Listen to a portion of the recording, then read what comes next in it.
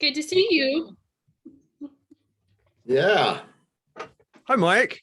First 3-time guest on Ranching Reboot. How's that make you feel? All right, hey, Brian.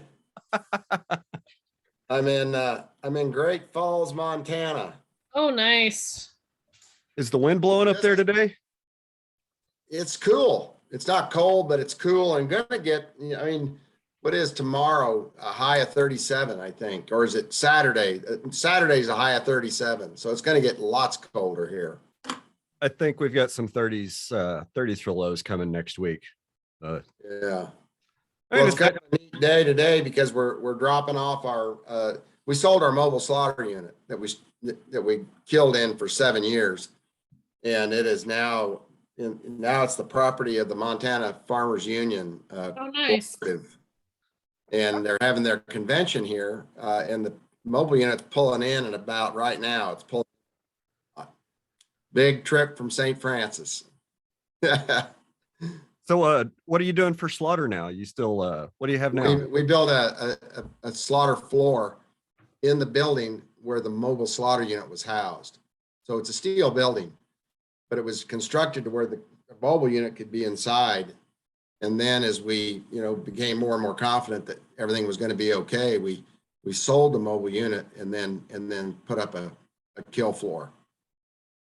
Very cool. Very cool. Yeah, does that give you some more? We added capacity? a cooler on that'll hold 30 head per day kill. So we got a drip cooler for 30 cattle and another cooler with 40 head capacity, and then we just transfer out of there to Colorado Springs. So that's kind of a capacity improvement for you, yeah. Yeah, but we haven't got to the capacity yet. But it's set up to grow. So we got. Yeah, that's how you do it. Build for what you want, not for what you have. That's right. Is business pretty good for you? Things are okay. Things are okay, but boy, it isn't near as good as it was 7 years ago. 7 years ago, we had all that school lunch program. We had 23 Chipotles. We had a bunch of institutional accounts. All of that is gone. And I don't see it coming back without some government intervention. In other words, government interventions mandating schools buy local and stop buying from these big meat packers. That's one of the things I want to talk bailing out the big meat packers every time they get long on product. Yeah, that's kind of one of the things I want to talk to you about. Like, have you seen it? Are you seeing any movement on legislation or anything that they're talking about putting in the next farm bill that you're hopeful about? No, I haven't. We're fighting over this Build Back Better thing right now, which is filling up the news. But once that money is approved, I think there's some folks in Washington, Andy Green, being the main one that I'm connected with, that we can start directing some dollars to where we can start supporting what we want instead of what we've got. Yeah, because it kind of sounds like, the checkoff referendum that seemed to have a lot of momentum, even up to a couple months ago, that seems to have stalled out. The Tester 5014 is stalled out. It's like, well, and now we've got a contract library. A lot of good that does anybody. Hell, pass the Booker bill. Just break them up. Yeah. What is that contract library? Best friend. What's that contract library? What is it? Like they're kind of copying it off the hog thing, but how much good has that done a hog farmer? None. And damn well they're not going to reveal any of these sweetheart deals with a contract library. You might have seen my comment. I think I might have been on Twitter, but when Bruce Bass was on trial, when IBP was on trial, Tyson IBP in 2004, Bruce Bass testified under oath that they had more than 1,000 different deals, none of them in writing. So what good's contract library going to do you? Well, yeah, you're right. And I think you and I both know that there are a lot of cattle deals that go on in this country on a handshake over the hood of a pickup, maybe a Keystone Light or two. Yeah, right. Well, but Bruce Bass had all those, what he liked to call them relationship deals.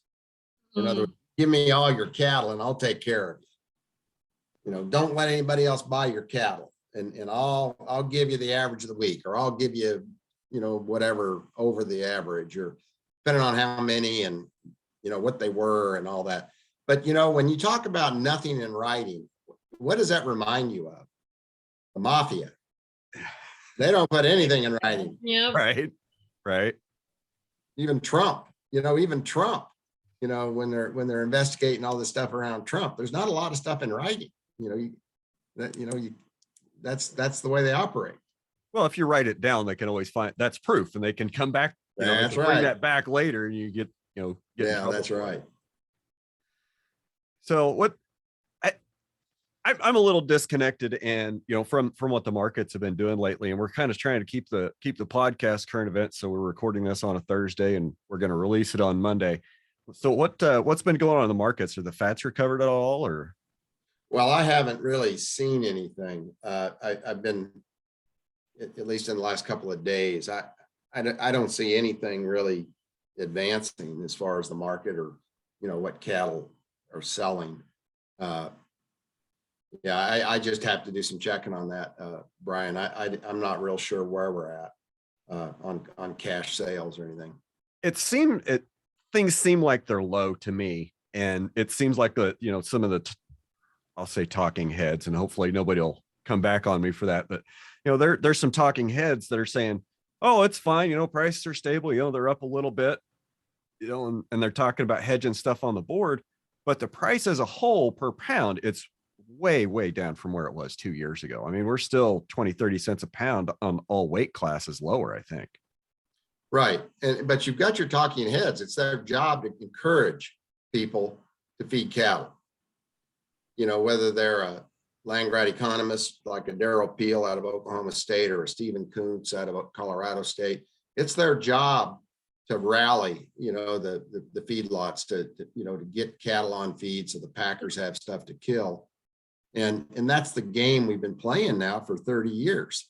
Hell, even I remember we had that stop the steal rally in Omaha. Is that what they called it? I think I know what you're Stop talking the about. stealing. It was stop Yeah. the stealing, not stop the steal. It was stop the stealing. I guess that's where Trump got his idea on stop the steal, maybe, but probably not. But anyway, Corbett Wall was there, and Corbett Wall was really cranking on the March market. This was October. And he was just all excited about the March market. Man, it's going to be great. You got to get October last year, right? Well, this was when was that? Stop the steal. 2 years ago. Yeah, it was before the Tyson fire, wasn't it? Okay. Yeah. That would have had to have been 3 years ago then. Yeah, but I just remember I was kind of concerned, that Corbett Wall was sitting there trying to convince everybody to buy feeder cattle and saying March is going to be good based upon supply and demand. But the deal is, we haven't had a market that was determined by supply and demand since 1973, maybe. And I would argue that is when the big packers started to cooperate instead of compete. And it's really just been a game for them to manage the market. What makes you say that? What makes you say that they started to I guess conspire, collude back in 73, or maybe that's not the word if we don't want to get sued. I graduated from high school in 1969. And in 1970, IBP got in a bunch of trouble financially. Their banker basically said, look, you better get to New York City and collect that, what I think it was $9 million they were owed from the New York meat trade. And if you don't come back with the money, you're going to need to, sell your company. We're going to liquidate you. And so Courier Holman and one of their top executives headed off to New York. And they met with Mo Steinman, with the New York Mafia. And basically what IBP had done is they had transitioned from carcass trade to the box beef. And that changed the world in meat packing. In fact, it was in 1978 when I built my first feedlot at St. Francis, Kansas, I could have sold to as many as 20 different meat packers. And so back in 1970, IBP was just, thinking about this boxed beef idea. Instead of selling carcasses like every other packer in the country sold, they were going to go with boxed beef. And then they were going to basically de-skill the industry so that they would box the beef. And the idea was then to ship it into these major urban centers and have the big retailers cut it up from boxed beef rather than from carcasses. And then they could de-skill, they could lower their wages. But what happened was IBP hit a brick wall with the union. The union, Meat Cutters Union, said there ain't no way we are going to stand for boxed beef because we've got skilled cutters that deserve a living income, and we're not willing to go for the boxed beef thing. So here Courier Holman was having trouble selling his boxed beef. The New York meat trade owed him like $9 million that he couldn't collect. And so he showed up in New York City and talked to Mo Steinman. He was the representative of the meat boys in New York City. And he was also a representative of the New York Mafia. And basically what Mo Steinman did is he pulled in the top retailers and their decision makers, their meat buyers, and he pulled in the unions.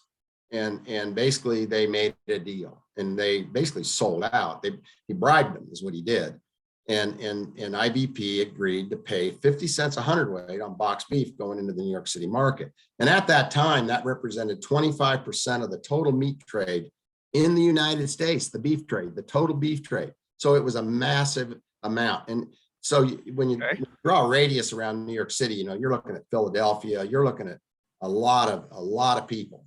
And so they made the deal. IBP agreed to pay Mo Steinman, the supermarket executives, the union people were going to split this 50 cents a hundred on the boxed beef to do something absolutely contrary to the interests of workers, and for sure contrary to the interest of the competition in the meat industry, which were all of these small meat packers that did nothing but carcass trade. And when I was in high school, I worked in the meat market and we cut everything from the carcass. So just a small little meat market in Evergreen, Colorado, we hung quarters in that carcass, and they either came from Pepper or Litback in Denver. And these were a couple of really top-notch packers in Denver that killed really high quality cattle. And that's what we sold in the thrifty food market in Evergreen, Colorado. And so it wasn't long after that I was in the cattle business after having graduated from Colorado State University in 1975. But things were progressing. IBP, with the deal they made with the mafia, changed their world, and they owned the market. So now they had the market for box beef. And so they knocked out all these small packers. They called it the death march or the war of attrition. But they basically starved out these small Midwest meat packers from actually Colorado to, all the way through the Midwest. Because IBP shows up with a truck full of boxed beef and says, hey, you don't have to break down carcasses anymore. You just got to peel cuts off these things when you thaw them out. That's or whatever. And we can teach somebody how to do that job in no time at all. They don't have to be skilled. And so, by then it was, by now it's the middle 70s. So we're kind of in that middle 70s time frame. And a guy by the name of Hughes Bagley is now gone to work for IBP. And Hughes Bagley was a real smart guy in the retail trade.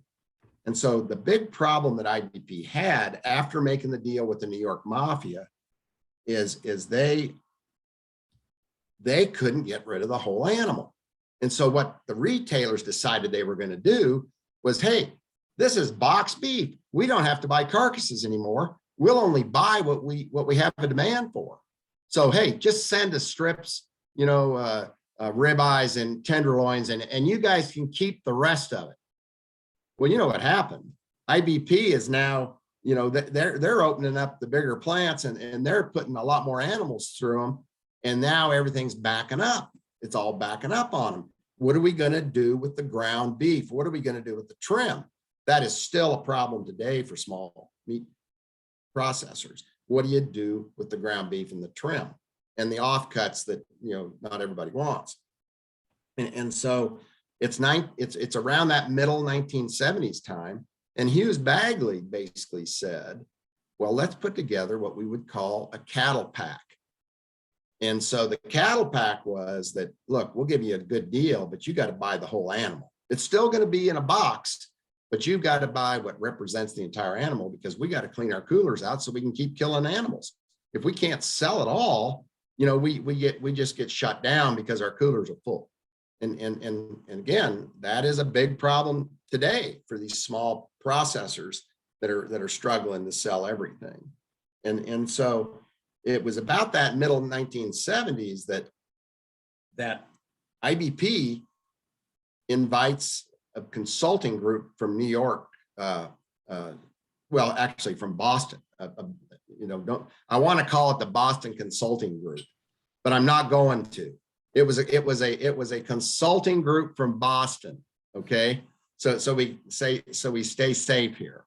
Okay, and basically they did a review of IBP's business, and they said, look, our suggestion is, after reviewing everything, that there's some big players here. We've got IBP, we've got Cargill, and we've got Montford, and you guys are big. And you know what? You'd be so much better off if you cooperate rather than compete. And that was in the middle 1970s. Well, you remember I said in 1973, I thought that there was some market manipulation. right. IBP had already met with the New York Mafia. They were already getting very large and very influential. And I just remember in 1973, how much money we lost feeding cattle. I mean, they were losing $100 a head. I mean, that was massive amounts of money back in those days. But the thing was, you got it back on the next turn, typically. And then everything started to change, and it felt like they were managing the market instead of actually seeing supply and demand dictate the price. And so being intimate to that market all those years, from 1975 until today, I look back and I'm convinced that we haven't had a market in that long, that amount of time. And when you look at the steady decline of our share of the consumer beef dollar at the farm and ranch gate, and you look at the decline in the number of meat packers, which they talk about that being the death march or the war of attrition on small packers. The curves probably overlap pretty well. Yeah, and the thing about the war of attrition and the death march, that mobile slaughter unit that's being delivered today to Great Falls, Montana, originally that was one of IBP's tram trailers. And I've got a set of notes from a meeting that IBP had about the tram. And basically what they did, and this really goes back to that war of attrition and the death march that was written about in the Wall Street Journal back in those days. But IBP, because they now own the boxed beef market and were in partnership with the mafia and other meat market people in the New York City area, they were able to get a lot of demand for boxed beef and kind of shift the whole demand away from carcasses. And as a result, small plants all over the country lost their carcass business as the big guys, the Cargills, the Montfords, and the IBPs shifted to boxed beef. And so what they did is these small Midwest packers, they had no market for their carcasses. And they weren't set up to do box beef because that was a whole major investment that they had to put onto their plant to be able to break the carcasses down and put them into boxes. And so basically what IBP did for them is they went to those Midwest meat packers and say, hey, look, we will buy your carcasses, but we're going to haul them in this special trailer. It's taller and it's lower so that we can swing a full half beef in those trailers. and they built rails in in those trailers, super stout built trailers, and they were able to carry whole half carcasses. But the small packer had to put in what they called the tram door, so that the trailer would back up and fit. And so they had to modify their plan a minimal amount, nothing compared to what it would cost to build a box beef facility. But they were able then to sell the carcasses to IBP. Well, IBP knew that those small packers were going to go broke, bidding against live cattle on one hand against IBP, and then having the only market for the carcass being IBP. And the set of notes says, we've got to do it quickly. And we've got to move fast, because this isn't going to last long. Because people figure it out real fast. Of business. And so now I've got 4 meat packers I can sell to in St. Francis, Kansas. And of course, you know the story. I ended up with 1. It was National Beef. And then one day in December of 1998, I got the word from National Beef that they weren't going to buy my cattle anymore. And I had 14,000 head of cattle and a 12,000 head feedlot and had no market at all. And so I'm just saying, the big meat packers have controlled this market in partnership with the big retailers for a very long time. And we've just been played for fools. I talk about what is that, fantasy football? I talk about the fantasy market game and the futures market. And oh my goodness, does IBP ever understand how to manipulate the futures market? In fact, it was back in 1994 that IBP had 122% captive supplies at their Texas plants in the Panhandle in Amarillo. What does that mean? 22% captive supply. What does that mean, Mike? Like 122% captive. That was supply. revealed through discovery as a result of an IBP lawsuit. In 1994, the market that spring dropped $17 in 6 weeks. And so Robert M. Cook, an attorney, filed a lawsuit on behalf of cattle feeders against IBP for wrecking the market. And what they found in that is IBP had contracted 22% more animals than they needed. But part of their policy was, when they contracted those animals, it was IBP company policy that they had to short the futures markets. Now think about that just for a second. They don't need any cattle. They got too many. They got more than they can kill, and they're shorting the futures markets. Well, they're rigging. That's a rig. The futures market for that's almost inside the packers to get us to mentally condition us to sell cheaper. I just remember all those years. I had to get up every day to look at the futures market to see how I was supposed to feel. Now that's stress, and that's not right. That is no way to live. But that is the facts. And everybody was looking at the futures market all the time to see how they were going to price cattle. And so we saw clear back in those days, that 1994 period, especially when those big meat packers really were cooperating. You could see they'd already delegated territories. And so I had National Beef was my buyer. Now IBP might come by on a Monday morning and grab a cup of coffee and just gut shoot you on the price. But all they were really doing is setting it up for National Beef to buy at a lower value. They were mentally conditioning the feedlots. I mean, I was in Yuma, Colorado one day at a feedlot, and this young man was really struggling to survive. The family had lost a lot of money, and they were really out on a limb. And I remember the IBP buyer rolled in while I was there. And of course, the futures were down the limit that morning, and he bid this young feedlot manager some ridiculously low price. And this kid actually threw up in the parking lot. He threw up. He knew he was going to lose everything. He was going to lose all the family's investment. They were going to be bankrupt when it was over. And I just thought then, I said, this is wrong. What these big packers are doing to people and to cattle sellers and the feedlot operators, and really all we were as feedlot operators during those days, is transfer agents. As a feedlot operator, it was all about keeping your feedlot full. And so you'd go all over the country looking for ranchers that wanted to regain ownership. You were trying to find cattle feeders to keep pens full.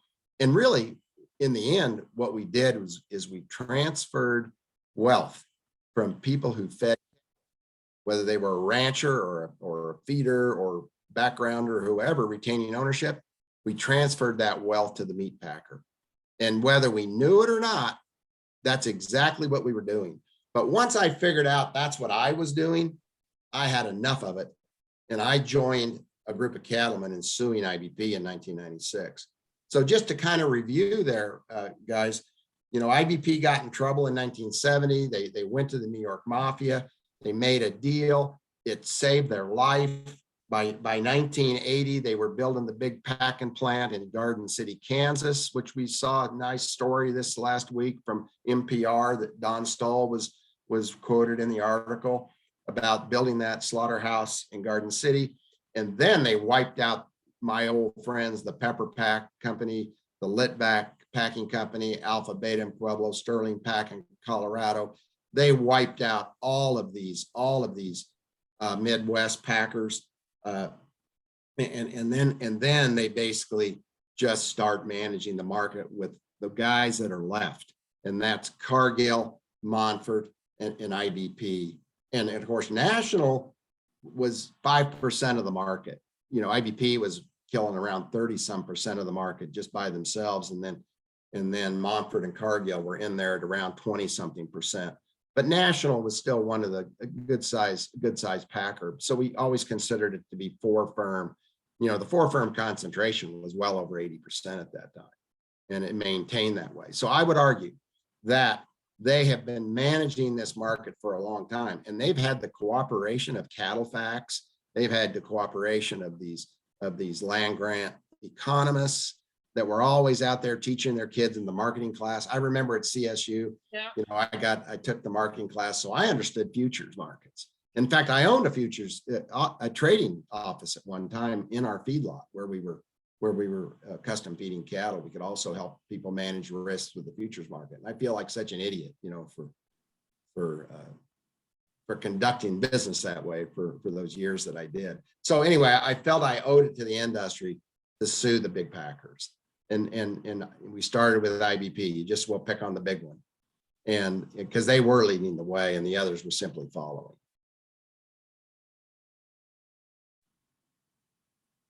I can't hear you, Brian.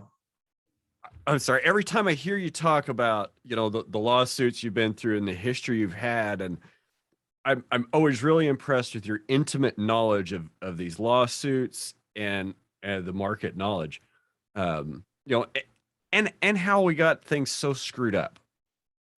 So, we've talked before about, how do we find our way out of it? And, we all, we agree it's local community agriculture. It's, local food hubs and transitioning agriculture to a more regenerative, type system. And, I got to wonder what a lot of guys are thinking right now. It's early fall. Fuel prices are spiking. Yep. They're going high. Mm-hmm. It's been all over the news the last 2 weeks. Like I saw this morning that anhydrous ammonia was $950 a ton. Like, how much is it normally, Brian? I think like 200. Mike, do you know? Yeah, that's about right. Yeah, no, it's skyrocketed. So do you still farm? Do you still farm anything really, Mike? Yeah, I do. We farm, but we use manure. We haven't bought fertilizer in 45 years. Okay. So like, I'm not wrong though. Like anhydrous is going to be $1,000 a ton, probably. It's price gouging. There's no reason for that. Absolutely. Absolutely price gouging. It's back when we had the other big run up in grain prices. What year was that? But anyway, they have testimony from some of the fertilizer executives when they were on a call together, rigging the market and fixing the prices, which, there's been all kinds of litigation around that. And basically their comments were, look, where grain prices are, there's more room to push, potash higher or anhydrous ammonia higher. And so they really do control the market of those key ingredients And depending on how many government payment dollars that farmers receiving, plus whatever the market is. I mean, they can manage those inputs to capture any benefit that the farmer might see in higher grain prices. So like if all the inputs are up 400%, which is kind of what I'm seeing, like Roundup is up 400%. Oh, seriously. Yeah, I think I saw an article yesterday that said that that like they'd taken the price quote off of Roundup. Like whoever makes it now says, we're not even going to price it to you until we can deliver it because every day the price of our materials is going up. Yeah. Like, Right. wow. Right. So you have to contract something that's skyrocketing in price and you don't know how much it's going to cost when you get it, but it's already going to be 4 times as expensive as it was last year. But I don't know if you've noticed here lately, Cargill is making a real push to capture the regenerative word. Oh, I'm scared they're Invite you to be it. part of their program where they're going to make those inputs more affordable, but they're going to want to buy everything from you at a ridiculously low price. And so the question becomes, how regenerative can you really be when you're never making any money? And you can't really invest in your operation to the extent that you need to repair it from all those years of industrial production. So there is so much wrong going on right now. And if I was this would be a good time to maybe get out of this industrial production model and just get back. That's what I was thinking. I was thinking maybe this is the blessing in disguise where it pushes people to have to not rely on outside inputs. Right. But Brian, we were in CK, we were talking the other day about some of these meat packing projects that are going in. And so, as a farmer or cattleman, I mean, you really get pissed off when you get screwed. And I mean, it's in your face. Everybody knows it. There's nothing you can do about it. And you want to just come up with a solution of some sort. Well, I don't know where, those Nebraska cattle guys got $325 million. But they think like a lot of money. That's a lot of money. And hey, that just gets the plant built. What are you going to operate on? And I think the thing that they overlooked is access to the market. Yeah.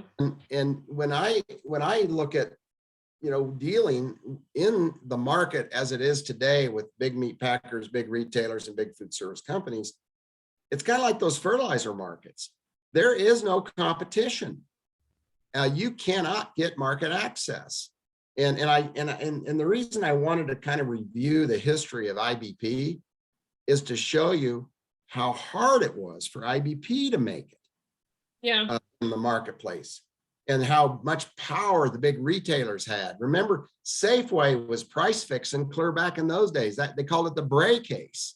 But IBP innovated. They changed the game. They changed the industry when they started selling boxed beef instead of carcasses.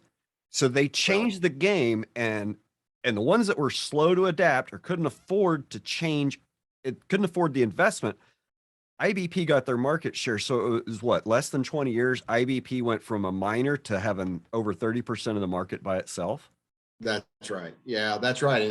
But the thing IBP did is they changed the game by cheating, by bribing, by breaking the law. And in fact, they got a felony count over it. They didn't serve prison time. And I think the fine was around $7,000 because the judge said in that case, when it went to trial over their dealings with the mafia and the meat executives, well, what else could IBP have done? They were going to go broke. If they wouldn't have bribed the mafia and those boys, they would have gone broke. And the judge sympathized with IBP. Carrier Holman and you guys, you were really forced to do that. And it sort of goes back to that rule of reason that we've seen used in the last 20 years to justify big meat packers and their captive supplies and the things that they're doing to reduce, the producer share of the consumer dollar. And so in 2004, when we finally ended up in court with IBP, which was by then Tyson. The jury awarded us $1.28 billion and agreed that yes, IBP was manipulating the market. And that is in violation of the Packers and Stockyards Act. And they can't do it. In fact, the Packers and Stockyards Act says that if what a big meat packer does, or really any meat packer does, has even so much as the effect of reducing competition, they can't do it. And so the jury awarded the cattlemen $1.28 billion, which we honestly did not care about. We wanted the injunctive relief because they were taking that much every month from us. Right. We needed injunctive relief to make them stop. What did that judge say? Judge Lyle E. Strom say, a Reagan appointee dereg judge? He said they had a reason to use captive supplies. They had to do it because the other packers were doing it. And so I'm reversing this jury's decision on this case, and Calacrate and you and your fellow cattle producers can pay Tyson's court costs of nearly $80,000. So they took away the case and the jury award and blocked us from ever getting injunctive relief. That is when the big packers got the green light to pillage and plunder big time. Oh yeah, absolutely. Could you ever question the judge or anything like that? I don't. Sure, we did. We appealed it. Absolutely. And all we did was run into more Reagan appointee. It would make me think that they're bribed. In the appeals court. And so we lost there. We went all the way to the Supreme Court and we presented the case to the Supreme Court. Well, guess who's the Chief Justice? John Roberts. If you were involved back then, you remember John Roberts as an attorney with a lot of Supreme Court experience. And the last case that he tried in front of the Supreme Court was a checkoff case with the USDA. The checkoff case that the cattlemen lost. John Roberts was the attorney for USDA that won the case against cattlemen. So he ends up as Chief Justice. Then you got Clarence Thomas, you got Alito, you got these other Reagan appointee types, dereg judges, and they said, no, we're not going to hear the cattleman's case. What we feel is more important and more worth our time is the Anna Nicole Smith family feud case. And they threw our case out, refused to hear it, and gave the big meat packers the green light to basically vertically integrate the cattle business as they had already done to poultry and pork. But that doesn't even make any sense. Like the judge says, well, yeah, it's wrong, but we're going to let him do it because the other guys are doing it. That's like, well, Mike, how come you're not suing everybody? Well, you'd have to sue all four of them at once, it'd sound like, to get that judge to do anything. That's the most. No, you were never going to get that judge to do anything, Brian. No, not that judge. He would never do anything. He was a dereg judge. In the days of Reagan, see, Reagan is the one that thought government was the problem. Remember that? Yeah. He thought government was the problem and regulations were the problem. So basically what he did is, even though there's laws on the books, they just didn't enforce those laws. Well, we'll enforce some, but not the others.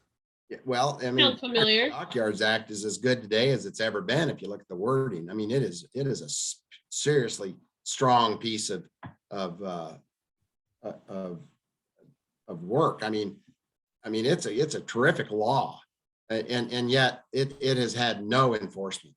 I mean, right. No enforcement. And our case that we brought in 1996 was really the first litigation, the first enforcement. Agencies wouldn't do anything to enforce it. They were owned by the packers. That revolving door we talked about, they weren't going to enforce it.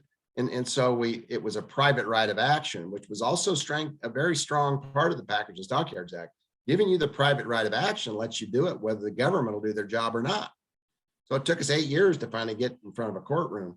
But that Judge Strom, did everything he could to write the jury instructions to not allow a positive decision for cattlemen. And the jury saw through it. The jury found for the cattlemen 100% on every single jury instruction. And so it was a significant win in a courtroom. And I would argue it was the most important case to date as far as the cattle business was concerned, and maybe agriculture.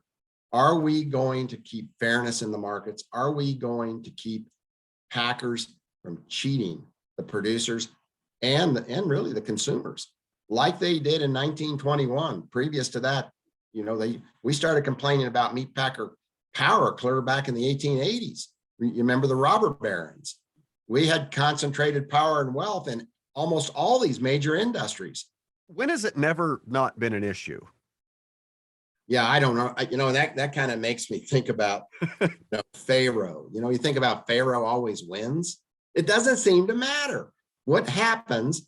Pharaoh, the concentrated wealth, right? Meat packers wins and that's why we have always said that concentrated power and wealth is the greatest threat to any free society. And until we start to address that concentrated power and wealth, of course, it's never been more concentrated than it is today, then there's really nothing you can do except for what we're talking about here, and that is building local regional food systems. And so the guys in Nebraska that want to build the slaughterhouse, and it's going to be 1,500 head a day, and it's going to be really cool, and it's going to be like Future Beef was when they built that, or the Aberdeen plant when they built that. Sure, it's going to look like a spaceship and just gleam. Oh yeah, and they don't have a hope in hell of selling through the existing system because the retailers have not been paying the full cost of production for beef, and they're not going to because they. Yeah.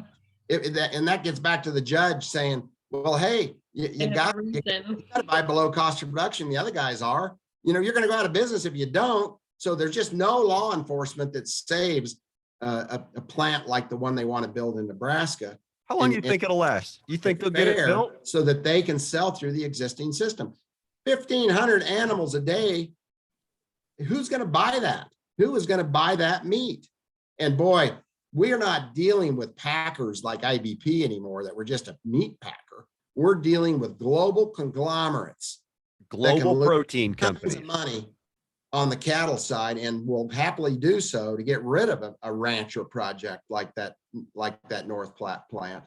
These guys really need some education. They'll hate that word, but they really do need to get informed about history and to understand. You realize you've got to be my age, 70 years old, to have even experienced a competitive market. Right. We haven't had a competitive market since the early 70s. We have not had a competitive market, and people, they don't want to admit that. But people today have absolutely no interest in negotiating a cash price with a meat packer, especially a meat packer you can't win with. He's got all the power and you have none. And I remember when captive supplies really became popular, Jim Keller at the Oakley feedlot in Kansas, his family had built a good size operation. And Jim came in, and of course it was all about getting bigger. You got to get bigger, get out. And so it's so easy for a feedlot. Just, they got the feed mill, they got the scales, they got the office, they got the shop. Hey, we can just add another row of pins on, and look how much money we're going to make. I mean, that all drops to the bottom line. It's going to be awesome. And so that's what drove these feedlots to get bigger and bigger and bigger. And that's what Keller did. And so Keller was just ripe for IBP to go in and pick off as a captive supply feedlot. Well, that worked pretty good for a little while. Jim didn't have to negotiate price. He could just feed cattle. He could worry about buying his grain and his hay and, keeping his pens clean and talking to some customers, knowing he had an advantage in the market because he was getting a sweetheart deal from IBP. But as a result, the whole marketplace fell. And we went from getting 65-68% of the consumer beef dollar back to the farm and ranch gate, or the cattle producers operation, to as low as 27% during June 2020 during COVID. Now it's running around 35%. So we've lost our ranch income, our community income. And of course, guys, where you live, you drive down the main streets and, there's a dollar store in a lot of these towns. And, there's a Walmart within 100 miles. But otherwise it's just complete economic devastation all across rural America. And for these ranchers at North Platte thinking they're going to compete in that market, it's just sad to go out there and throw another 300 million down the hole. But it's like that plant in Australia that we talked about this last week that had to shut down. Australian ag. They claim where their 1,000 head a day plant had to close due to high cattle prices. Well, wait a minute. They raise their own cattle. Mm-hmm. Wouldn't that be the point? That the reason we built the plant is because we were hoping to raise cattle prices. Yeah. And so it didn't make any sense at all. But we do know that in Australia, Cargill and JBS control the market, along with their retail partners, Cole, Woolworths, and Costco, just like in the United States with Walmart, with Amazon, now with Whole Foods, with Kroger. You cannot penetrate that. And the only way to get volume at 1,500 a day or even 1,000 a day or whatever it may be, you cannot get into that market unless you're one of the big guys in partnership as they are now. But you take a Tyson and a JBS and a Cargill, they have all the meats. They've got beef, pork, and poultry.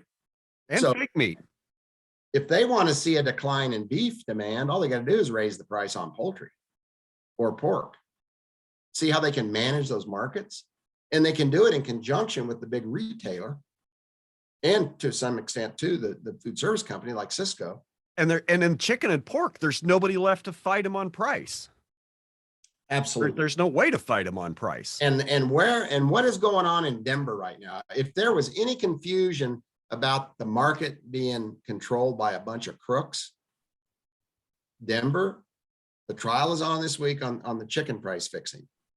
Oh, I don't know about this.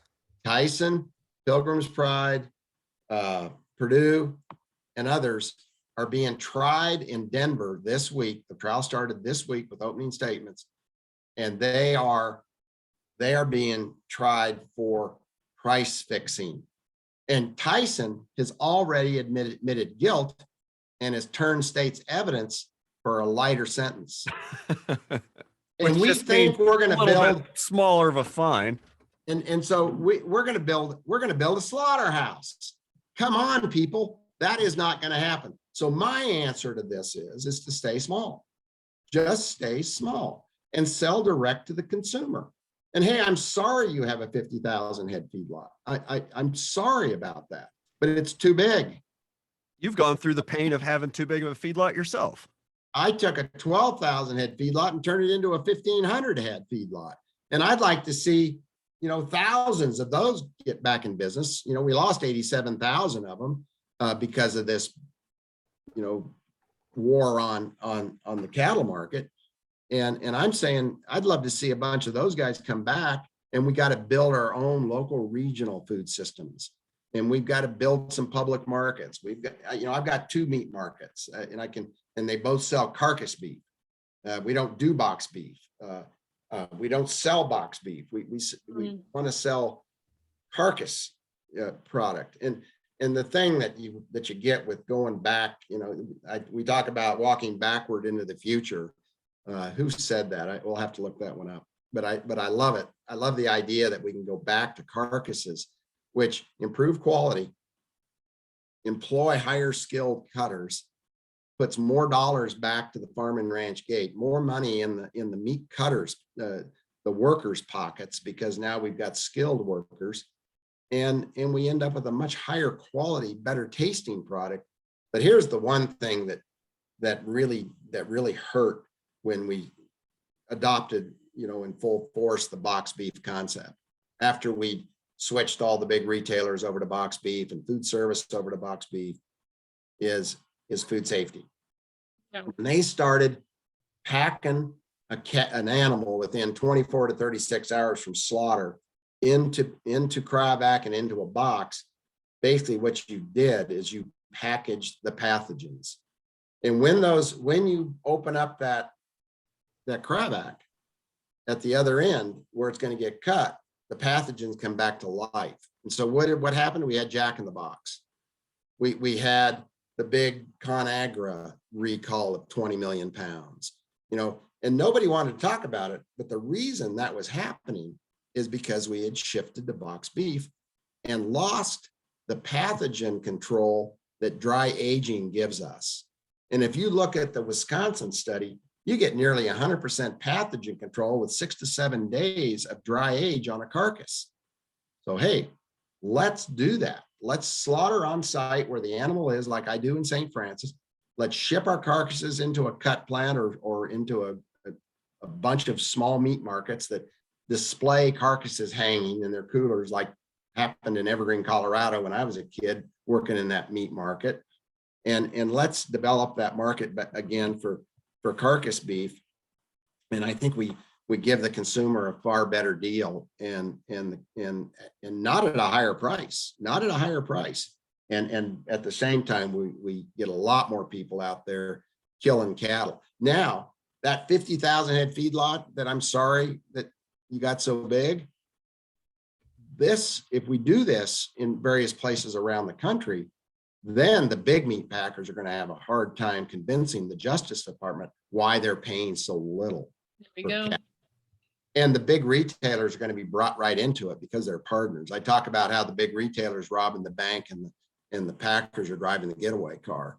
And you can take that one step farther. The big meat packers are robbing the bank, but the big captive supply feedlots are driving the getaway car, because the big captive supply feedlots are in a position that they're being guaranteed, certain returns, while the 87,000 of us that went out of business, while we were going out of business, these bigger feedlots with the captive supply sweetheart deals were doing well and adding more pins on so that they could replace us.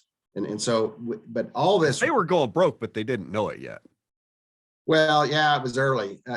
They're scared now, though. I think they're scared now. It doesn't matter how big you are, your cost to be reduced by this monopoly that we have between the big packers, retailers, and food service. Even the big feedlots are going to be kind of sorry for what they've done.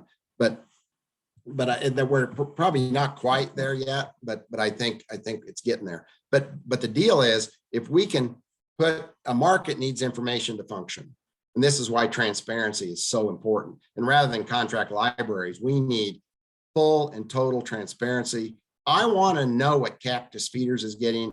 I want to know what all of these, partners of JBS and Cargill, Green Plains with Cargill, Pinnacle with JBS. I want to know, what are those divisions, those feeding divisions, getting paid? They're supposed to be separate entities. But I want to know what the complete and total remuneration is. What do they get? The kickbacks at the end of the year, we need to figure those in. What are they getting that lets them continue to build on more pens and put more cattle in the pens they've already got and stay so full when the rest of us are going out of business? That is going to help more than anything to make the market better for everybody. But I think if we can lead with a bunch of these, small plants, even mobile slaughter that's selling to butcher shops, and that information gets into the market, then we have a better chance of increasing the overall market. Which the reason I get out of bed every day is to increase income at the farm and ranch gate. That's where we have to see income increase. Now you can increase, the feedlot income, but that doesn't necessarily translate back to the farm and ranch gate. They're keeping those dollars if they're one of those captive supply operators. They continue to want to buy calves as cheap as they possibly can and feeder cattle as cheap as they possibly can. And they've got the leverage to do that now. Right. How long do you think that North Platte, Nebraska plant will be around? Do you think they'll make it 5 years before one of the big four owns them? I don't think they'll build it. You think? I hope they won't build it. It won't. The big four will likely buy it if they do build it. Not saying they'll. Think about it. The big four haven't built any new plants in how many years? That Garden City plant was one of the last plant's built. And that was in 1980. I've had that same question too. Like, because that's been the narrative since the Tyson fires. The big packers like, oh, we need all these profits so we can build more capacity, blah, blah, blah, blah, blah. But there's I don't see any plants being built. We don't hear of any plants being built by the big four. Like, I've heard several back channel rumors like, oh, my cousin's brother's dog's hairdresser works for Cargill and he says they're going to be, putting in another 3,000 head a day of capacity. Like, okay, where? Where's the evidence? Show me. Show me that the Packers have used this $1,000 a head profit they've been taking for the last 6 months to build any capacity or to do anything but line their own bank accounts. Well, we did see some expansion at Dakota City years ago, and that was just so they could speed the chain up. So they were going to put more through the existing facility. So they just built more cooler space on. Yeah. That they could put more through an existing facility. But all we've done is shut down plant capacity. I mean, they buy plants to close them. Exactly. That's the thing I think. Yeah.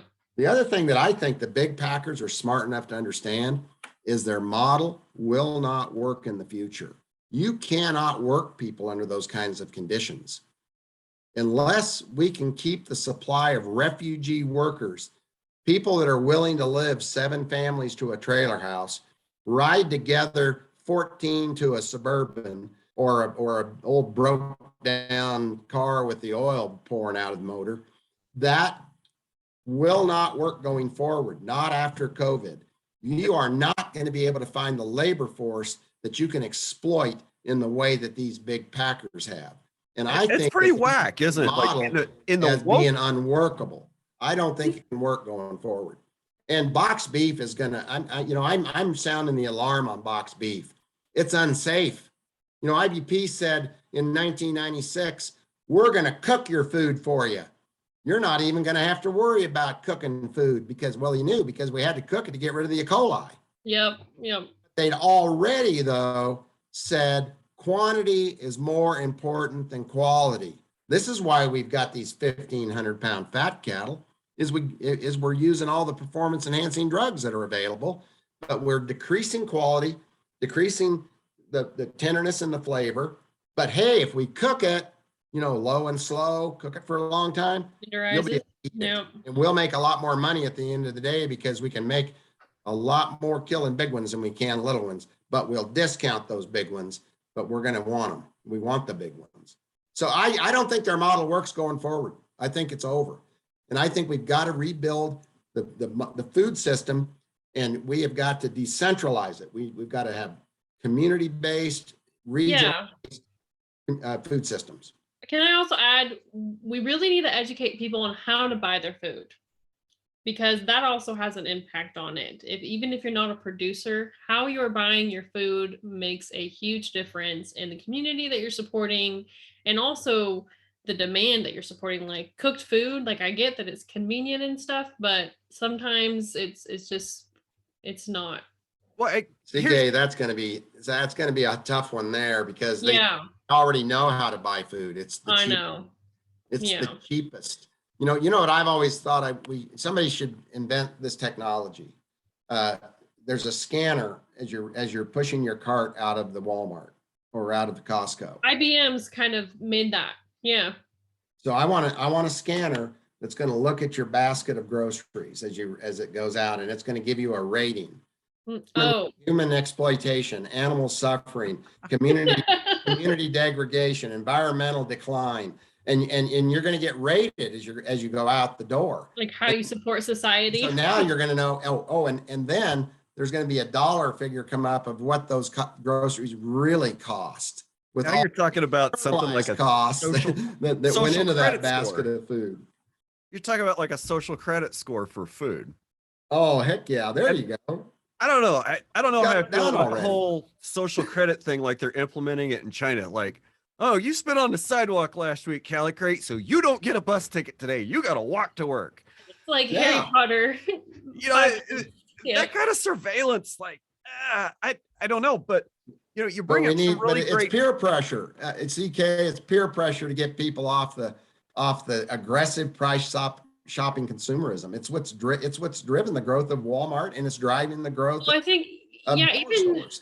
even one thing that you mentioned in the last or the first podcast we did with you was I stopped taking the punch cards and doing the discounted, shopper number. And I've started doing that too, just because I'm like, no, I want to support your local business. I don't want to take more off of what you're doing.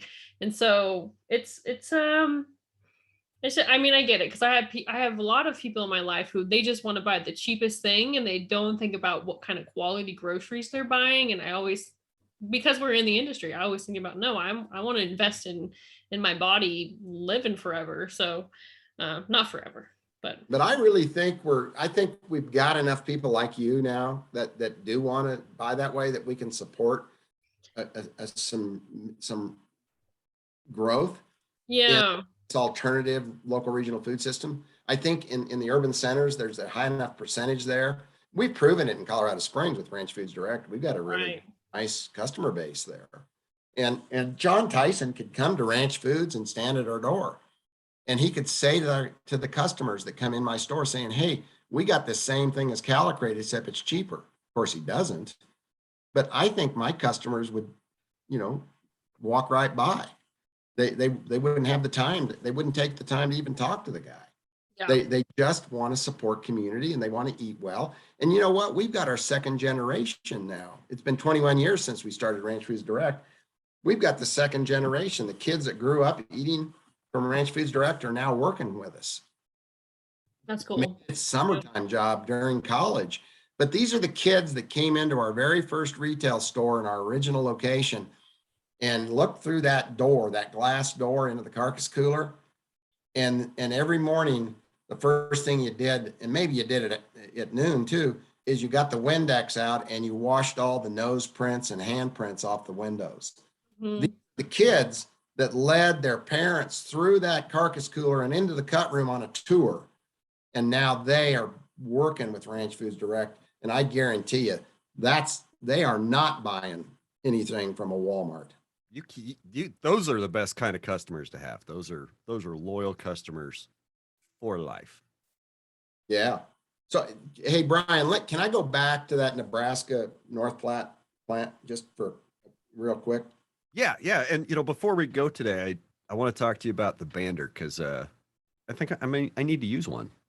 Oh, yeah. So what do you got for North Platte? I think. Well, see, did we beat them? We didn't beat them up enough already. Well, no, I just want to give them one more reason to stop and think a minute. In 1996, the governor of South Dakota had a cattle conference, and he invited me to be on the panel. And I think he invited me because I was up there during the spring, and I presented at a large gathering in South Dakota back when Johnny Smith and Herman Schumacher could gather up 800 or 1,000 people, to in a sale barn to listen to what the heck's wrong with this market. And so I'd been up there, and then the governor invited me to be on a panel and actually come in as one of the presenters. But that day, Bob Peterson was the lead off. He was the IBP president and CEO. He led off. And this is all on my blog. If you go to my blog and put in South Dakota Governor's Conference, you can see it. But I digitized those old VHS tapes, and it's now up on my blog. And so Peterson started out the day, and I ended up the day. I wrapped it all up, and then we had a panel discussion, which is the funnest part to watch when Peterson blows up and gets mad. And I mean, says GD, the worst word, that I know of, and in front of a whole, 1,000 people in that auditorium. But the most important thing that I got out of when I digitized those VHS tapes, I had to watch every single one of them all the way through. And because digitizing, you can't go fast. It's got to go with the speed of the tape. And so I listened to Bill Heffernan's presentation, and Bill Heffernan warned IBP that yes, you're big, you're strong, you're mean, and you're tough, and you're kind of a bully, but you know what? You don't have a chance in the world of conglomerates. And you know what? It was 5 years later that Tyson bought IBP. Even IBP, with over 30% control of the market, wasn't big enough and strong enough to compete with a conglomerate. Cargill, Tyson, JBS. You can't compete, North Platte. You cannot compete in these markets. And there's talks of other plants. And what we don't need is many versions of the big plants that absolutely require you to buy cattle below cost of production, exploit the workforce, haul animals too far on a truck, Right. and degrade the environment with all of the cheap grains that we subsidize, so that these integrators like Tyson, Cargill, and JBS and those companies, so that they can have something cheap to feed to their livestock. That's all coming right out of taxpayer pockets. And this is just another reason why I don't think that model works going forward. It's hard to argue with. So I want to know, how many plants like yours could that $300 million build? Oh my goodness, you could build 300 of them and have some nice working capital to go along with it. Probably build 300 of them with working $1 million capital to bucks. keep them going. You can build a plant like I've got and have some working capital. But what you got to have is that retail. You got to have that retail presence. You've got to be able to hook up with a public market, or I like the idea of a co-ownership market. So, you know, in cities that don't like public markets because the rent is too cheap and the developers don't like them because they want to collect the high rents, build some spaces that you got the bakery, you got a whole animal butcher shop, you got a coffee roaster, a brewer, a distillery. I mean, you've got the cheesemaker in there. Basically, it's a public market, but it's owned by the people that own the businesses inside that market. And I think we start creating these new spaces. And so if we want to do a Build Back Better local regional food system development concept, let's start with the end in mind and make sure we've got the retail demand for what we're doing. Otherwise, we're going to see these small plants that have cranked up just go out of business. Just this last week, there's been 2 plants go out of business. In the last couple of weeks, there's been 2 small plants go out of business. One's in receivership, and another one, I'm not sure of the status, but I think they're done as well. And we warned of that. We knew that could happen, because once the big boxes get their shelves stocked again, then the consumers, crush all the little guys. We're talking about that are price shoppers, just go back there and don't support that smaller operator. Right.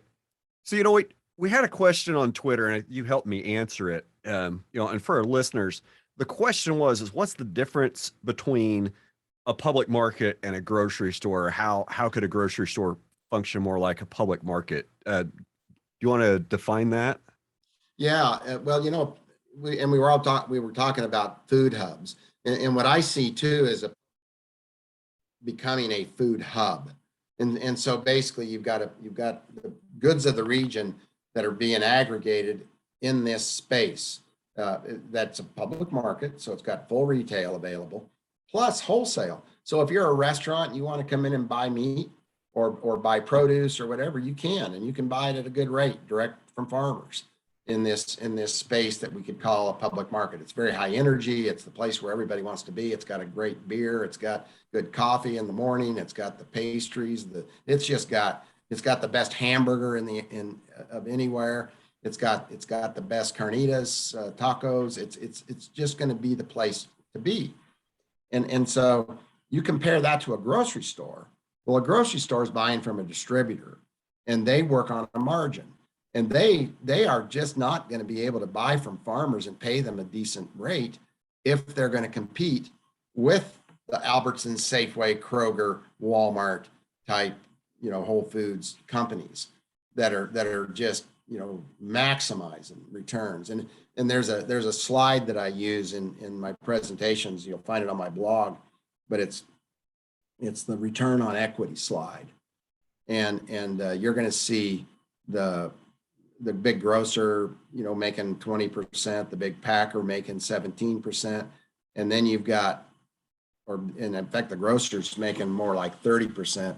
And then you've got Cisco that's making 43.6% return on equity. And so if you're a grocery store, you're trying to compete, to make these kind of dollars and get those kind of returns. And if you don't, your shareholders aren't happy. Although you do have a few small independent grocery stores around that are cooperatively owned, that do have the capacity, that aren't profit driven, that do have the capacity to help in the way that a food hub or public market might. But they'd be very rare. I'm just having in my head this vision of a limousine liberal saying, I want to support agriculture. I believe in the farmers, and then, going, man, I totally messed that up. I don't even know what I was going to say. Well, I think that if you go to the Reading Terminal Market in Philadelphia, there's 70 some businesses inside that space. And these are real businesses. These aren't just little tables set up with some trinkets on them. I mean, there's a couple major meat markets with coolers and cut rooms and saws and grinders and the whole thing in there. It's got a lot of Amish presence, Mennonite Amish type presence, from vegetables to all kinds of canned goods. It's a huge market, and it is really the heart of the city. It's where it's the place to go if you're in Philadelphia, and it's the place to go to get good food. Then you got the Milwaukee market. Again, it's a public market like Reading Terminal Market. It's public. The rents are cheap. It's to incentivize small business to make sure that they're doing well, and basically the Milwaukee public market transformed the Third Ward, and now it's got nice restaurants in it. It's the place to be now in that city. You've got the Nubo Market in Cedar Rapids. You've got the Oxbow Market in Napa. We've got all kinds of examples of these sort of public market concepts that have done well. And I want to see those replicated around the country, but specifically focused on regional supplies. Build your local regional food systems around your watersheds, like the Arkansas Valley, which is a beautiful, fertile valley. But although a lot of the water's being diverted away for the growth of Colorado Springs and other urban centers, but there's possibilities in these places where we used to grow good food, and basically we sold the water off, and they're growing tumbleweeds now. But we got to revive that, because honestly, I'm not sure how we're going to feed ourselves when the Ogallala Aquifer runs dry. With all the supply chain issues coming up and the price of fuel and fertilizer and and Roundup and everything, I'm not sure we'll have to worry about the Ogallala running dry. I think right now, looking at being in fall of 2021, I think like the best advice that anybody could hear would be plant a garden for next year. Yeah. Like right now is the time to plan your garden for next year, because you've got the next 4 or 5 months to watch how the world unfolds and watch and see if these complex supply chains can be self-repairing, or it's going to lead to cascading failures. I mean, I kind of know which way I'm leaning, but I wanted to circle back. You're talking about meat packing plants, and I'm sitting here and I'm thinking, okay, and over the course of this conversation, we've charted how, the meat packing plants went from some of the urban centers out to these, really far rural areas.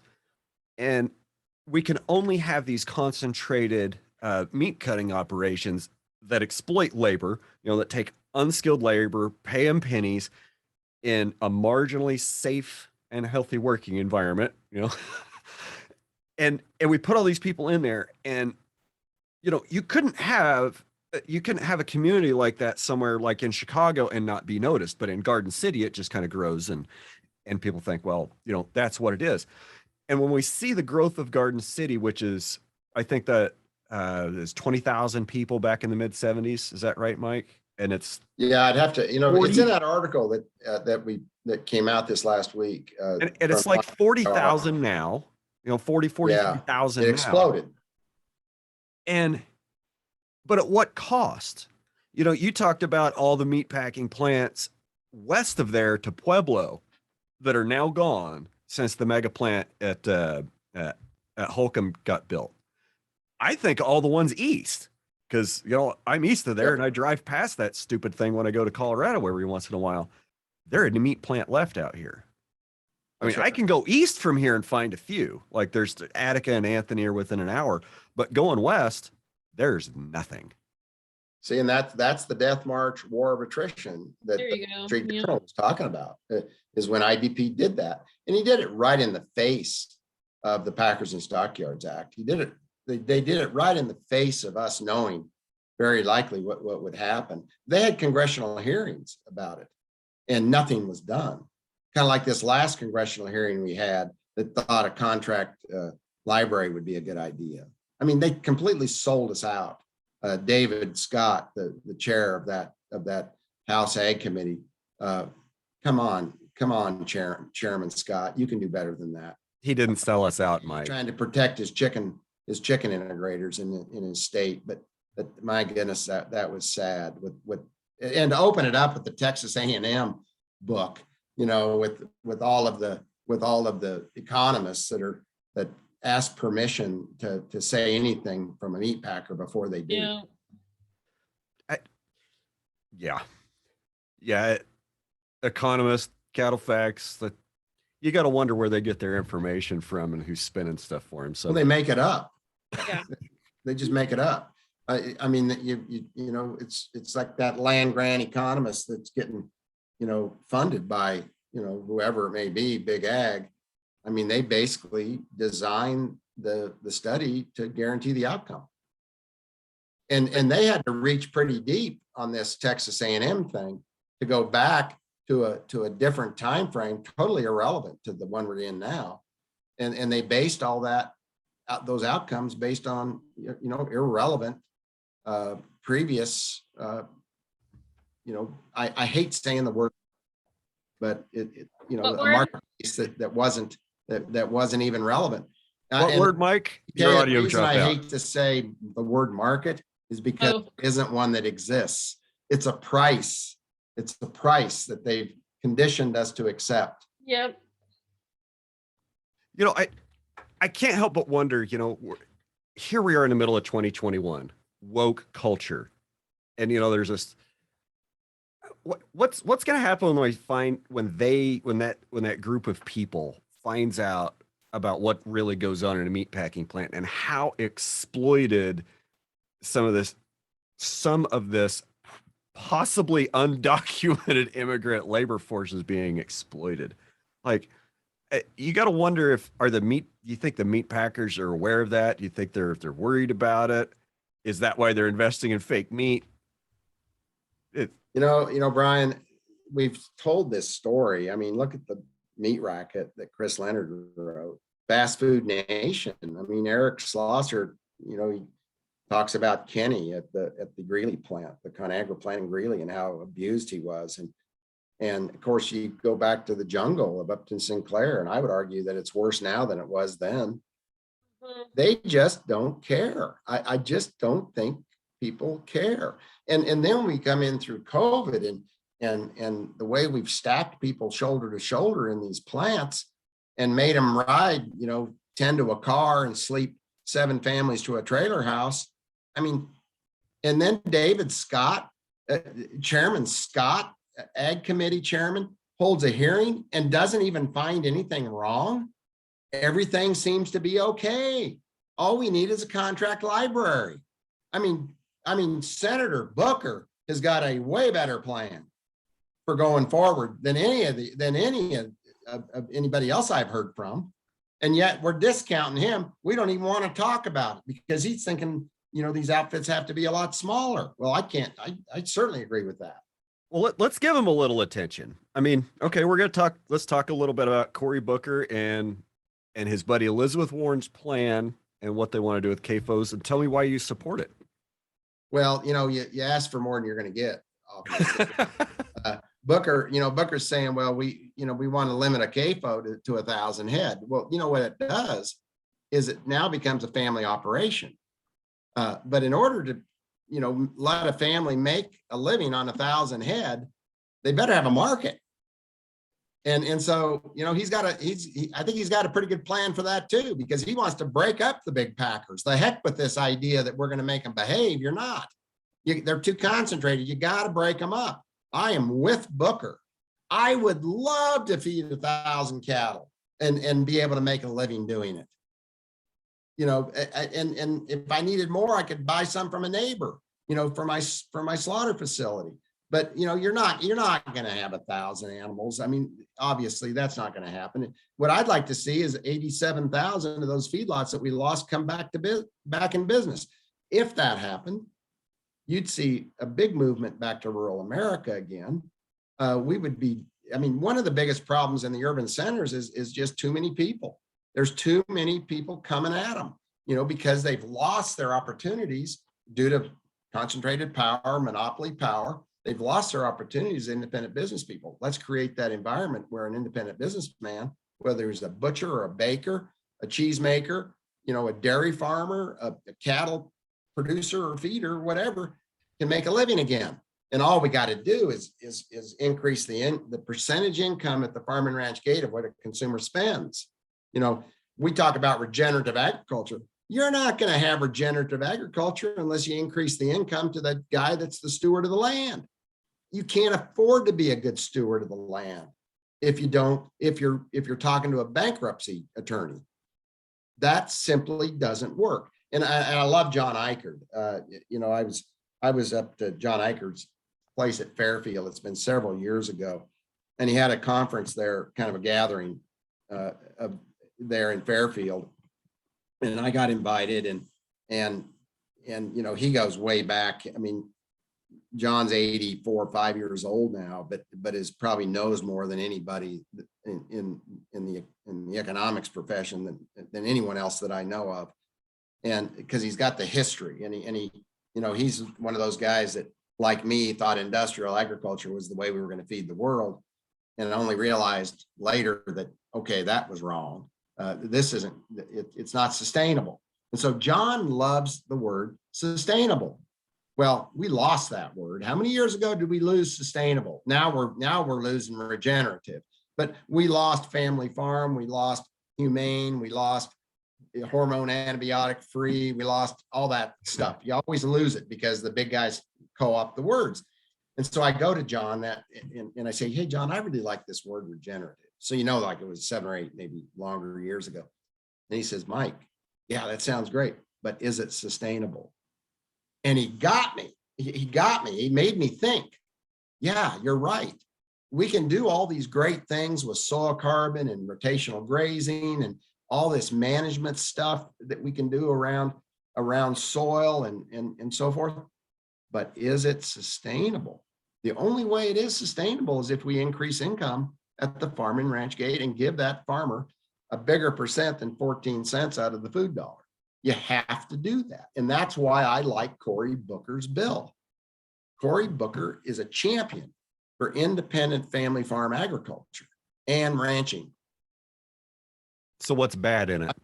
Meat. I think he could be a stronger advocate if he was a meat eater, because he'd have a higher energy level. Okay, yeah. Well, because my But I impression, love him. I love Cory Booker and what he's done to stand up for the independent cattle producer and the farmer. I guess my impression was he's anti-animal agriculture in general. He's not. Okay. No, he is not. He believes animals should be treated humanely. Don't you? Well, yeah. I certainly do. I know Brian does. I mean, those cattle that I see behind you there, Brian, are not hungry. No, and that's actually a fairly recent picture. That's cattle heaven behind you. And that's all we want is humane treatment of livestock. I mean, it took animal science. You know, I got a degree in animal science from Colorado State University, and I tell people, don't confuse that with animal husbandry. Mm-hmm. It took animal science to put that sow in a 2x7 crate. It took animal science to put that laying hen in a battery cage. It took animal science to put 130,000 head of cattle in one feedlot in Yuma, Colorado. What kind of animal welfare is going to happen the third day of the blizzard in Yuma, Colorado, when no one has been to work yet?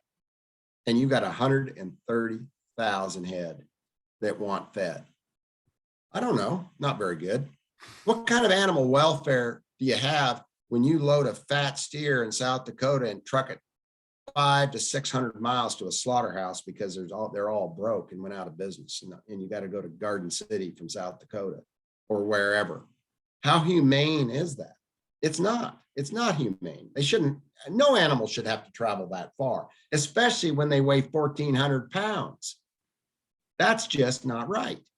And so when Cory Booker's talking about smaller is better, heck, he's right. But you got to give us the market. You got to build the infrastructure so those animals, like in my place, they don't ever get on a truck. They walk over to the slaughter unit, and only the carcass makes the trip to Colorado Springs. Now tell me who's more efficient.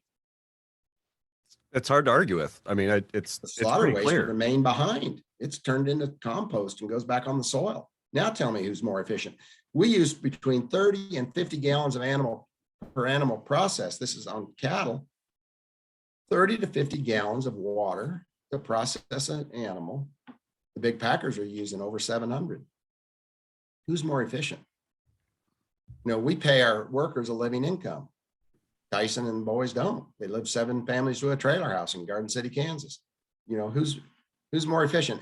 And all I would argue is that they are efficient. They're very efficient at extracting wealth and getting government subsidies to make their grain and their inputs cheaper. And So one thing I've been asking guests lately is, we throw around the term regenerative all the time. Like we say it probably a dozen times a podcast. So how does Mike Callicrate define regenerative agriculture? Well, I define it as a healing process from what the industrial model has done. And so when I chart out a picture of what I think regenerative is, it's soil to soil. And so I've got soil that produces livestock. It produces feed for livestock. And that feed then is fed to those livestock, or they consume it in a grazing program that's well managed. So we're rotating our animals every day, essentially. And of course, it's going to take more labor to get that job done. And then those animals are slaughtered. For my regenerative purposes, those animals are slaughtered right on site. And so the carcass travels to Colorado Springs, the slaughter waste remains behind. It's composted in with our manure, and then that manure then goes back on the land. So everything that's produced on that farm and that ranch is consumed by the livestock. We sell no grain at all. We sell no hay. We buy some, but we don't sell any. Everything goes through livestock. So I've only got one thing to worry about. What's the price of the meat that I'm selling? And so I've got the income now to support a more regenerative type of an approach. But what other things can we do when you think about, the packers think they own the word efficiency, which is a lie. But what else could we do? Well, what are you doing with those bones? What are you doing with the skull? What are you doing with the feet? At least until you get your boiler in where you can get the hair off and sell beef feet. What are you doing with those? Well, why don't we make bone char? Why don't we cook those bones and turn them into equal parts calcium, phosphorus, and carbon, and put that in with our compost? So now we've got that calcium, we've got the phosphorus, we got the carbon going back onto the land. What if we fed biochar, not the bone char, but the biochar from wood mass or any biomass? What if we fed that to our cows out on pasture? Put it in the mineral. Maybe you put it in a little feed mix so that maybe they'll eat a couple pounds of it a day of the feed mix. What happens when that biochar goes through the rumen? Well, first of all, they got a healthier rumen. And of course, you're feeding the cattle that are in the feedlot biochar, along with the other feed that is produced on the place. And so the manure now has fully activated, fully charged, biochar in the manure. So it goes back on the land as fertilizer. But on the pastures, when the cows are when the manure from the cows hits the ground, the dung beetles show up.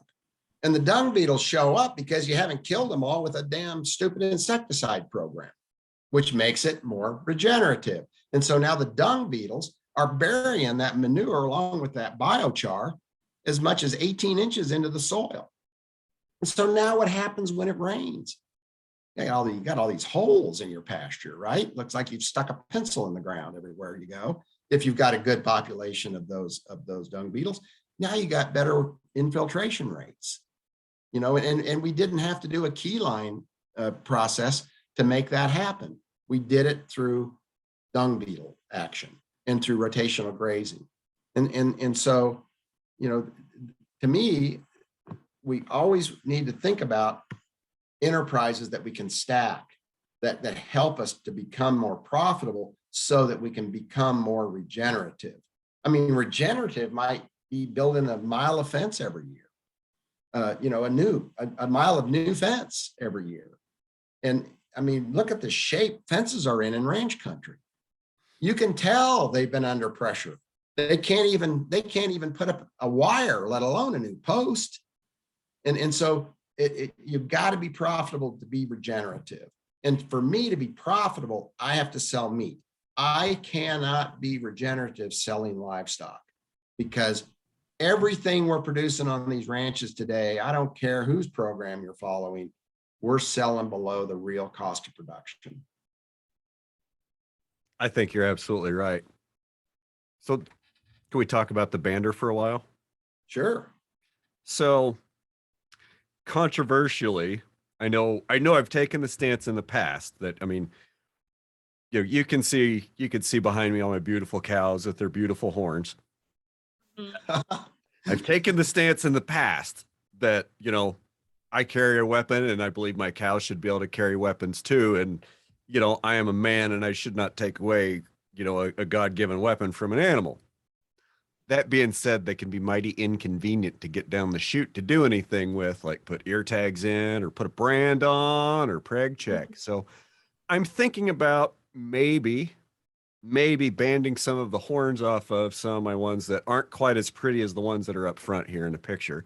And I've also got some 6 to 8 month old calves that I got to band. So talk to me about banders. What do I need to know, and some tips and tricks? Well, Brian, it was 1991 that I got a load of bulls in out of Oklahoma that I had agreed to let the buyer band. He was all excited about this bander that was coming out of Montana. And I said, well, heck, let's give it a shot. Well, we can buy these bulls, $10 or $15 back and turn them into steers, and let's give it a shot. So he sent them to me. And boy, that might have been as big a wreck as I've ever had. They were all swelled up. It was the band didn't get tight enough is what the problem was. And so I had a veterinarian at the time, and he went through hell fixing that problem. And it took a lot of surgery, but we did get it fixed. I don't know as we even lost any, but it was CK. It was as inhumane a thing as I've ever seen. You got that $15 went back. They were hurting big time. I was gonna say, you had to have the vet involved in that many of them. I did. Probably didn't make money. In fact, it took 2 veterinarians to get the job done. It was that big a job. And so I told my vets, I said, look, that'll never happen again. I promise you. And one of them said, no, Mike, the concept is good. To ligate that body part and shut the blood supply off and let it just dry up and fall off. That makes sense. And so I said, okay, what's wrong with the bander? Well, it runs out of stroke. It doesn't get tight enough. The rubber they're using is inferior. It's got too many sharp edges and it abrases, and then the clip won't hold. And so I just invented a new one, a different one. I developed a better one. And that's how the Calacrate bander started. And it's evolved over the years. That was in 1991, and it's evolved over the years. And it's really it's a leading method of non-surgical, bloodless, drug-free way to castrate. It's the most humane way I know of to castrate. And the animal doesn't feel any pain. Well, it really is all about tension. If you can get it tight enough to shut the blood supply off, just go 1 notch tighter and impact the nerve to where now they don't feel it.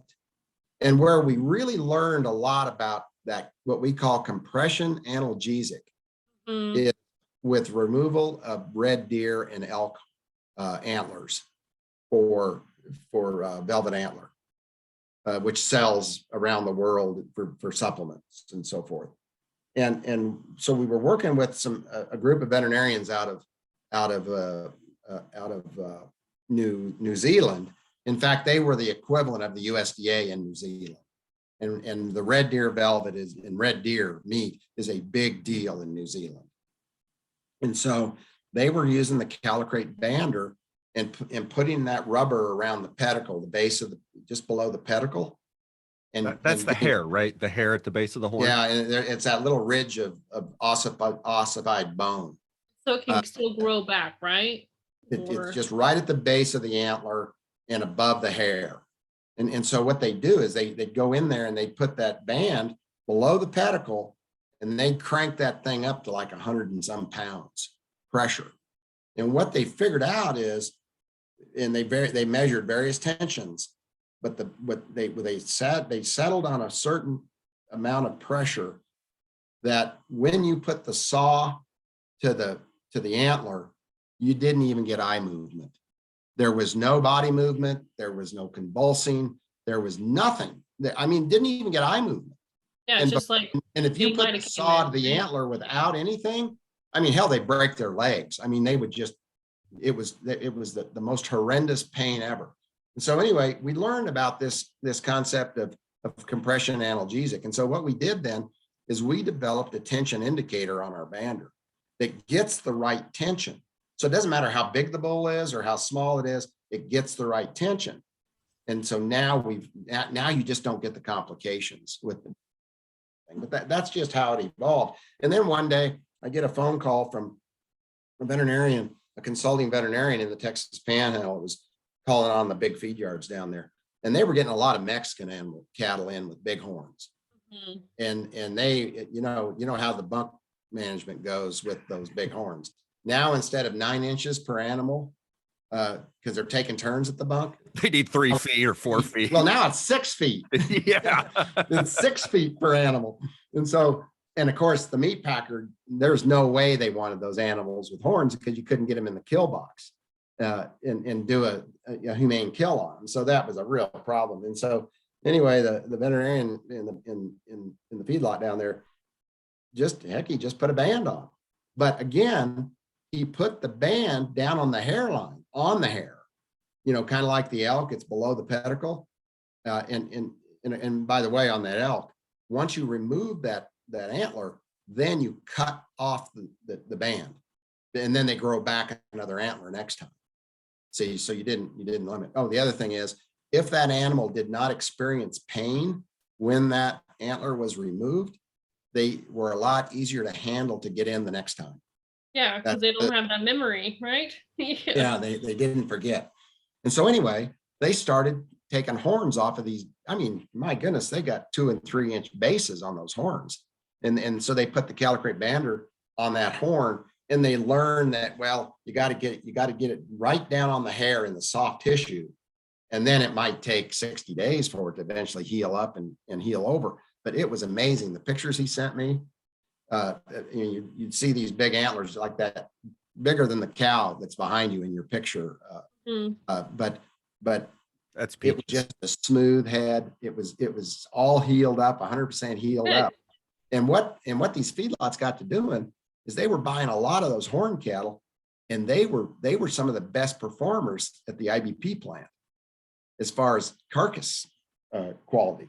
So they were buying highly discounted animals. I'd say they're probably really discounted too. They were getting a really good price. Well, it took a few years, but IBP finally figured out what was going on, and they were missing some of these because they were hard bones. They were over 30s. They started discounting them a little bit, but still, our bander is used widely for horn removal. And if honestly, if you got calves, a little paste goes a long way. Yeah. I'd rather do that. That's easy. Yeah. Once you've got the big horn and you want to get rid of that horn, our bander works for that in a very humane way. And I remember I was at the Kansas Cattlemen's Gathering one year, and Temple Grandin was coming in to speak. And so somebody from KCA went to Wichita Airport to pick Temple up, and we're going to take her to the meeting, the Kansas Cattlemen's meeting. Don't confuse that with Kansas Livestock Association, the Kansas Cattlemen's meeting. I will never confuse those two. And so en route, this person was talking about the Calacrate bander to Temple Grandin. And of course, she already knew about the bander. I mean, she was involved in the whole development of it. And because, we're all about humane treatment. And this guy said, well, I found out a better or a new use for that bander. He says, I'm removing horns now. And so she couldn't do anything but talk about horn removal for a while after that. I mean, she thought that was a pretty darn good deal. And if you ask Temple Grandin, what is the most inhumane thing we can do to an animal? I've gotten two different answers from her. One is the green elastrator ring that doesn't get tight enough. Oh, yeah. Calves go out and they flip and they flop, and you hope they go over the hill and you don't have to watch them. But watch that mother's bag get tight. That calf doesn't suck. It's in pain. And why do we want to incur pain on a young animal that's trying to develop an immune system? We want to limit the amount of stress they incur. And so the little green elastrator ring is a huge problem, and bigger because it's used so widely. But the other thing that I think bothers Temple a lot is horn removal, especially these bigger horns. That's really hard on an animal. And so anything we can do to improve humane treatment, that's really what the Calacrate bander is all about. The other thing about the bander is if you'll leave those testicles on in delay castration, we don't castrate anything before 750, 800 pounds. And by then you've got an extra 15% weight gain. You've got a more muscular frame your animal that then we can go ahead and finish out in the next 120 days to a beautiful, carcass. You probably get more boys that look like boys. Yeah, they do. Instead of steers you looking don't like want to go that long. You don't want them, exhibiting a lot of those bull characteristics. You've waited too long if you do. But the other thing is the purebred breeders leave those animals bulls, and in hopes they're going to sell a breeding stock. But what they don't sell, they might be 15 months old. But what they don't sell, then they're able to band at those heavier weights and still get the good fat steer price for the bull. Yeah. So I've had several people tell me they've tried to band off horns, and I'm not sure if they've tried to use a Calacrate bander or another product. But I've been told that the trick is to get that band right down there just below the hairline. Like you want it on the hair just below the base of the horn. Is that correct? Yeah, and you want the clip portion up between the on top, Okay. And maybe just a bit forward. And then what we like to do is duct tape it so that they don't go over to the fence and just rub it off. Yeah. Yeah. You So put the band on it and then you duct tape around it. Yeah, just cover it with a little bit of duct tape, and that'll keep them from rubbing them off. And then that's it. It's fast, it's easy. It takes one loop per side, and you're done. But it's one of the main uses. Castration, of course, is by far the biggest use of the Calacrate bander. And the other cool thing is that anybody can use it. And you got an indicator that tells you when it's tight enough. So it's not any, Yeah. you're gonna nail it. And we've just got the tool to where it just works. I don't know if one of our biggest fans is George Chambers from Georgia. And I think his testimonial is still up on our website. He said 5,000 head and no complications, and I just appreciate George for sharing that, because it was kind of one of those, how many hamburgers is the McDonald's sold? Remember years ago, they used to put it on their sign. And they update it every once in a while. 500 head and no complications. And then, years later, it's 5,000 head and no complications. So yeah, it was fun to watch that.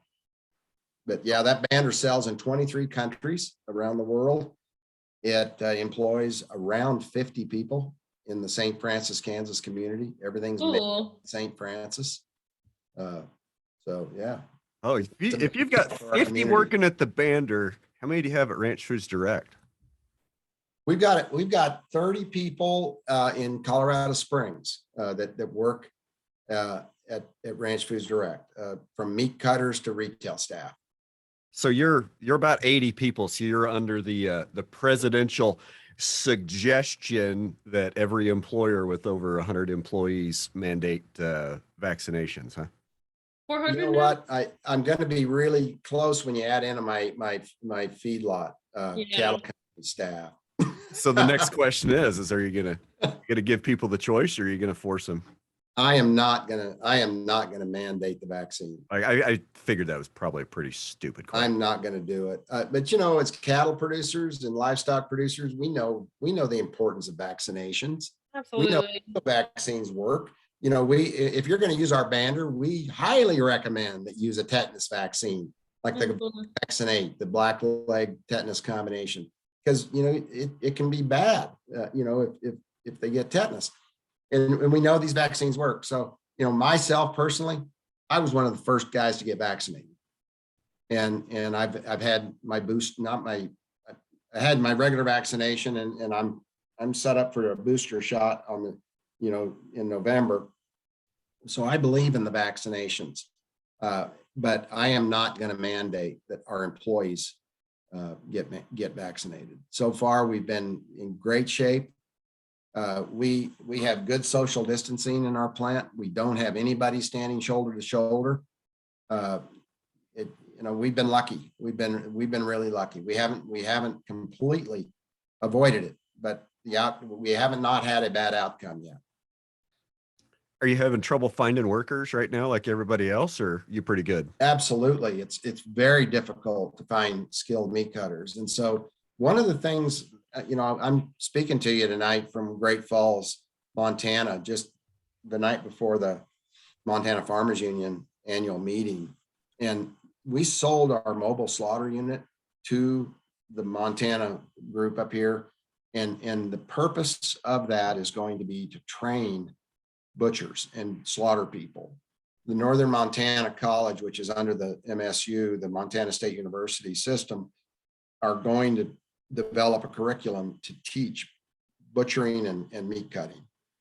We want to develop the skills again, and we want to develop, you know, just that whole tradesman sort of apprentice through master type model again that the big meat packers destroyed and the big retailers destroyed. And we have some old time meat cutters that work with Ranch Foods Direct in Colorado Springs. One is 74 and the other one is 81. And these are the real deal. These guys know how to break carcasses down. And so they have taught a bunch of young people how to break down carcasses. So that's our crew that we have.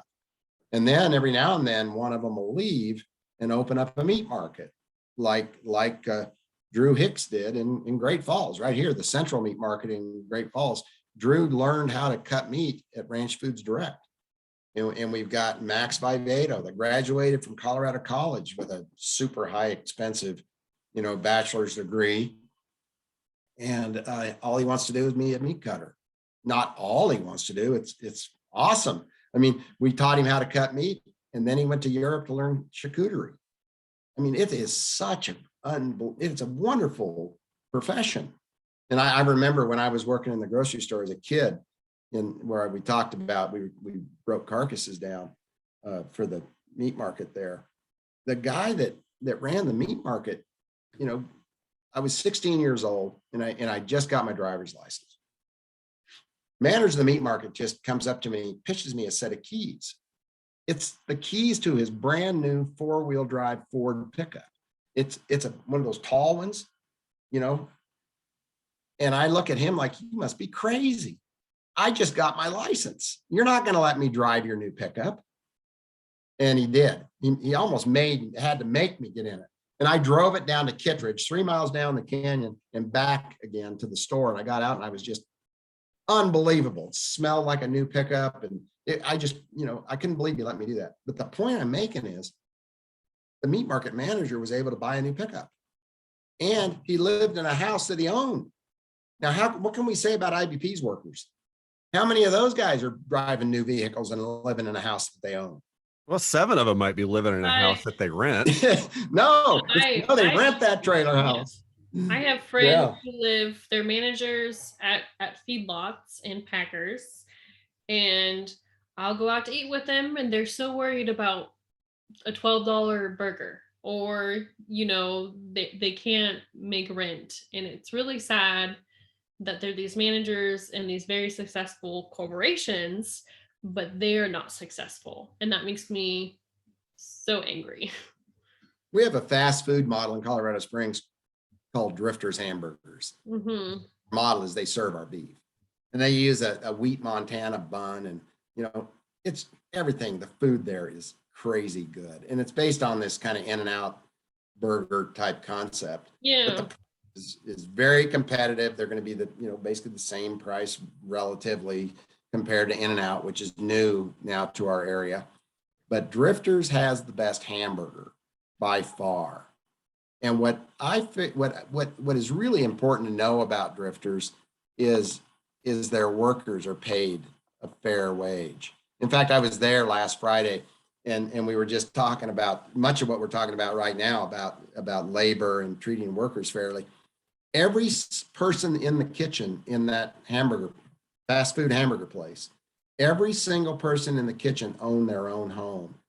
And the women that were working in the kitchen were single mothers, and they owned their own homes. In other words, you don't have to treat people like refugees and cheat out of a fair wage in order to get along. But if you have a chain or a franchise with the corporate level extracting so much wealth, I mean, look at the dollars that the co-CEOs of Chipotle were making a few years ago. I mean, they made more money in 7 minutes than a worker would make in an entire year. That is what is wrong. We've got too much concentration of power and wealth in the hands of too few that are paying themselves very, very well at the expense of everyone else. That's nail on the head, as usual, Mike. We're closing in on 2 hours, and I think this is probably a great place to end. So where can we find you at? Like, what's your blog address? Facebook, ranchersdirect.com, any other links you want me to go to MikeCallicrate.com, and you will find my blog there. It's the lower left button. But what I want you to do is go to that blog and look up a couple of keywords like mafia, and read the history of that IBP story that I told you about working with the mafia, and look up that governor's conference that I talked about, the South Dakota Governor's Conference, and listen. You can listen to all of it, but in particular, I want you to listen to Bill Heffernan's, Professor Heffernan. He's a sociologist out of Missouri. Listen to his presentation, but then it's really important to listen to what he has to say on the panel as well. That is so significant. And anybody that's trying to build it, that has an idea to build a new plant, and I would have been right with you years ago before I, learned what I know now.